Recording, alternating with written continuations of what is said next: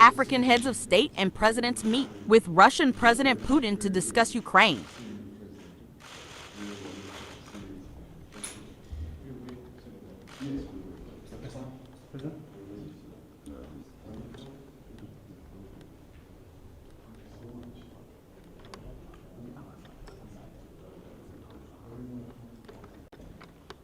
President Putin, President of the Russian Federation, and indeed also extend my greetings once again to my fellow heads of states, as well as the other colleagues or heads of government and envoys of the presidents who cannot be here.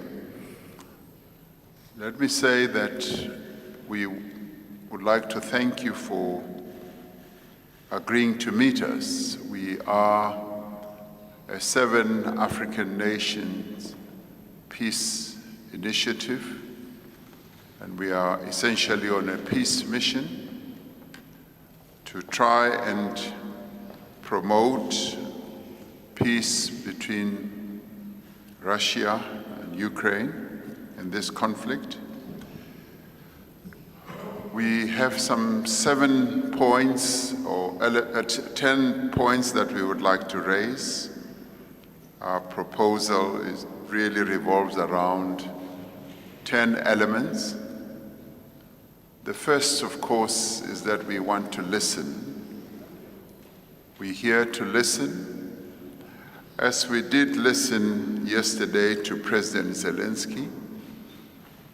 He outlined a number of issues to us, and we did tell him that we would be meeting you, where we would also listen to your perspective on this war, and we want to listen with respect and also with recognition of the views that you will put forward to us. But we also recognize the many other proposals that have been put forward by a number of key players in the world who have put forward peace proposals. And our proposals are not in competition with the other proposals that have been put forward. The second point that we would like to raise, a key element of our broad proposals, is that we do firmly believe that this war must be settled, and it must be settled through negotiations and through diplomatic means. The war cannot go on forever. All wars have to be settled and come to an end at some stage. And we are here to communicate a very clear message that we would like this war to be ended. We say so because this war is having a negative impact on the African continent and indeed on many other countries around the world. As a continent, we are being negatively affected in terms of our economies. The prices of commodities have gone up, particularly grain and fertilizer. And the prices of fuel have also gone up. And this is a consequence of the war that is ongoing. And it is for this reason that we are also here, that it is in our collective interest that the war should come to an end. The third point we would like to put forward is that we would like to see a de-escalation of the conflict. The escalation of the conflict on both sides does not enhance the peace process. So we would like to see the conflict being de-escalated as we find a way to peace. The fourth point, which has also been covered in a number of other proposals, is that we recognize the sovereignty of countries in terms of the UN Charter. And yes, in terms of that charter, we believe that all of us should work in terms of internationally recognized principles, and it is for that reason that we would like to submit that we recognize the sovereignty of countries in terms of that charter. The fifth point we would like to raise is that there needs to be a guarantee of security for all countries. This matter has been raised on all sides, that all sides want some guarantees, and we agree with that. The sixth point we'd like to raise is what is affecting our countries, and we would like to call for the opening up of the movement of grains across the Black Sea, so that whatever blockages there are should be opened up, and the grains and commodities must be opened to the markets.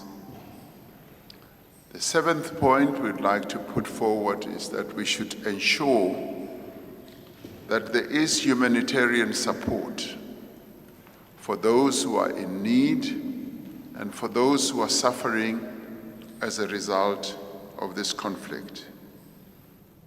The eighth point has also been raised by President Macky Sall with regard to the release of prisoners of war on both sides. The other issue that is related to this is the children who have been caught up in this conflict should also be returned to where they have come from, their homes. The ninth point for us is that as every war leads to destruction, there should be post-war reconstruction, and we should support the reconstruction that needs to take place beyond this war. The 10th point, President Putin, is that we would like to see further engagements with regard to the processes that will lead to the end of this war.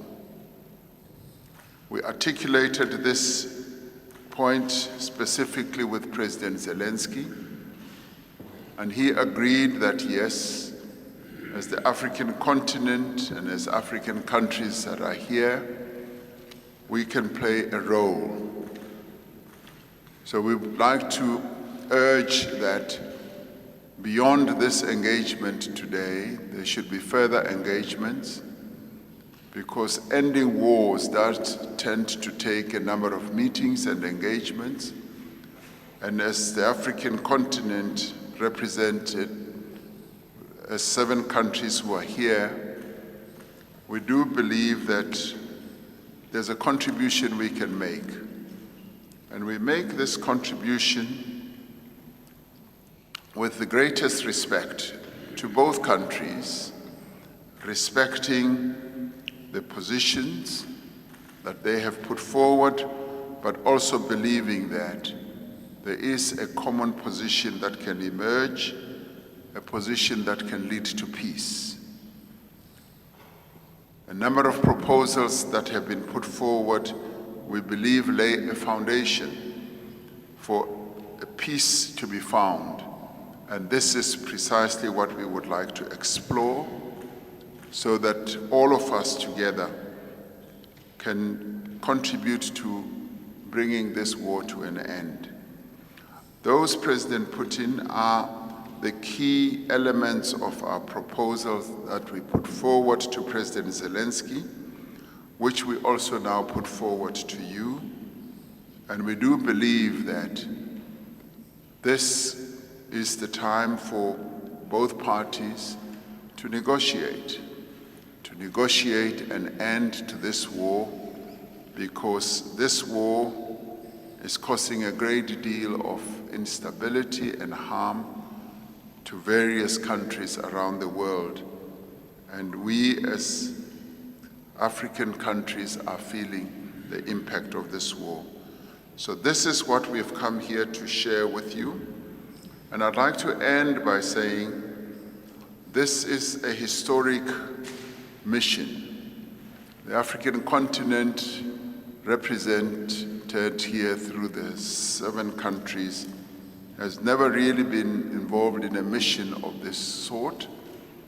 So we would like to say that we've taken this step, believing that, yes, we can contribute, and would like to thank you for giving us the time to listen to what we've got to say, but more importantly, we want to listen to you as well.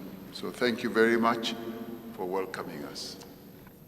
Convey to you, Your Excellency, and to the Russian people, peace between your two. We have been consistently promoting further strengthening of traditionally friendly relations with African countries, and the main regional grouping, the African Union, based on the principles of equality, mutual respect, and non-interference into domestic affairs.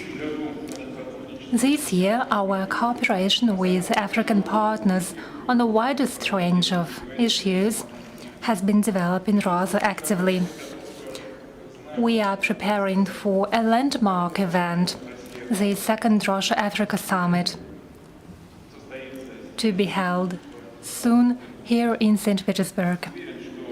I'm confident that at this event we'll set out new, prosperous vectors of cooperation in political, trade and economic, scientific and technical, humanitarian and other fields. I would like to stress in particular that Russia has deep respect for the principled position of African states in favor of preventing global and regional stability and security, as well as peaceful conflict settlement and creating a just model of international relations. We support your desire to conduct independent, sovereign and peaceful policy. We welcome the balanced attitude of our African friends with regard to the Ukraine crisis. Distinguished friends, we value your interest to settle the conflict. We immediately accepted your proposal to hold negotiations on the Ukraine issue. I know that you have specific ideas and proposals in this context. Together with President of the Republic of South Africa, we discussed it on multiple occasions, and I'm grateful to him for raising these issues. I would like to stress once again we are open for constructive dialogue with all those who wish peace based on the principles of respect for each other's interests, as well as justice.